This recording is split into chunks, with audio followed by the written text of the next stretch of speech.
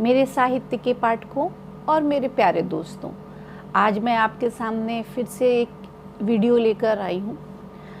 मैं साहित्य की रिव्यू इसलिए लिखती हूँ, इसलिए पढ़ती हूँ, इसलिए आप लोगों के सामने लेकर आती हूँ कि आप उन अच्छी किताबों से वंचित ना रह जाएं।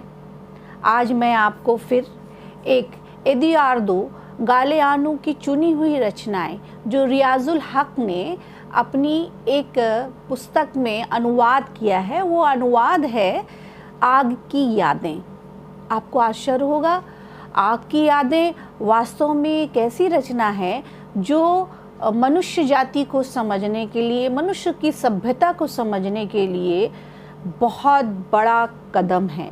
तो अगर हम ये देखें कि ये आधुनिक युग क्या है, आधुनिक युग, तो पता चलता है कि ये युग प्राचीनता की बेरुखी से उत्पन्न है।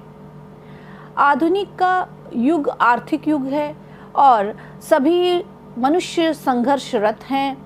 खेती, खनिज, सामाजिक बुराइयां, बेरोजगारी, गरीबी, सब कुछ आज भी हमारे पास, हमारे देश में, हमारी सभ्यता में विकराल रूप से उपस्थित है। तो इसके लिए कुछ प्रयोगशालाएं होनी चाहिए, पर प्रयोगशालाओं और विश्वविद्यालय के पास इसके लिए कोई फंड नहीं है, इसके लिए कोई पैसा नहीं है। तब अगर पैसे नहीं हैं तो आतंक कैसे पनप जाता है? आतंक पनपने का कारण क्या है? अब दूसरा इनका प्रश्न है कि क्या लिखने वाले भ्रामक होते हैं? जो राइटर होते हैं, जो मीडिया पर्सन होते हैं, जो समाज की बुराइयों को इंगित करते हैं, निकाल के आपके सामने लाते हैं, तो क्या वो भ्रामक होते हैं? क्या वो इसलिए लिखते हैं कि जो थोड़े बहुत पढ़े लिखे लोग हों उन्हें बताया जा सके या अपनी कहानी कहा जा सके? बच्चे तो हैप्पी मील में, मैकडॉनल्ड के हैप्पी मील में खुश हैं।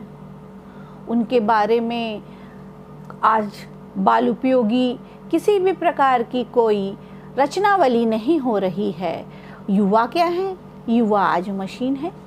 फाइल लेके इस सीढ़ी से उस सीढ़ी तक केवल दौड़ लगाते हैं। इतिहास क्या है? इतिहास कातिलों का इतिहास है, रंजिशों का इतिहास है, मानवता का इतिहास नहीं है। स्त्री क्या है?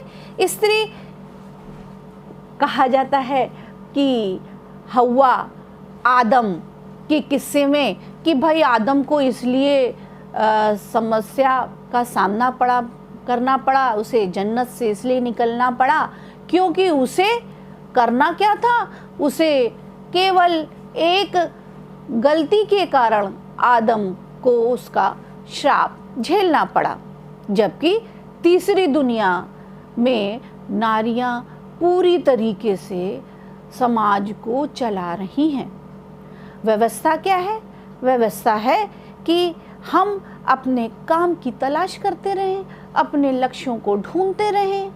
ये सारे प्रश्न जब एदुआर्दो गालेआनो ने अपनी पुस्तक में उठाया तो मुझे लगा कि ये पुस्तक आप लोगों के सामने मुझे लानी ही चाहिए, क्योंकि इसमें उन्होंने ये कहा है कि बेहतर साहित्य वही होता है जो साझी समझ को पैदा कर सके, जो मानवतावादी मनुष्य जाति को बना सके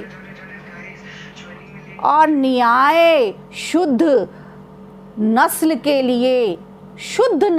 लिए कानून बने, और जो जंतु हैं, जो विभाजन के जंतु हैं, छोटे जंतु हैं, उनके लिए एक बड़ा जाल बुना जाए। तब हमारे यहाँ, हमारे भारत, हमारी जो भाषा होगी वो अधिकार की भाषा होगी। हम खौफ से दूर हो पाएंगे, हम इंसानियत पैदा कर पाएंगे और इंसानियत के नाते समाज को बना पाएंगे। जो आज तक छतों से छतों तक की लड़ाइयाँ हुई हैं उनको उस प्रतिरोध की संस्कृति को हम समाप्त कर पाएंगे, नए सपने बुन पाएंगे और अपने अपने अधिकारों की, शुद्ध नस्ल के अधिकारों की लड़ाई लड़ पाएंगे। Thank you very much. क्या डॉक्टर ईशा जहां आप अपने दर्शकों के लिए कोई संदेश देना चाहेंगी? मैं दर्शकों के लिए यही संदेश देना चाहती हूँ कि सबसे खूबसूरत कोई संस्कृति है समाज की तो सांझी संस्कृति है।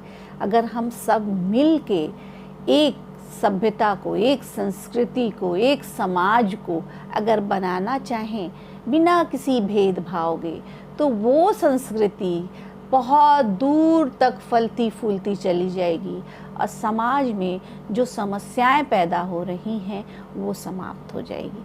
Thank you very much.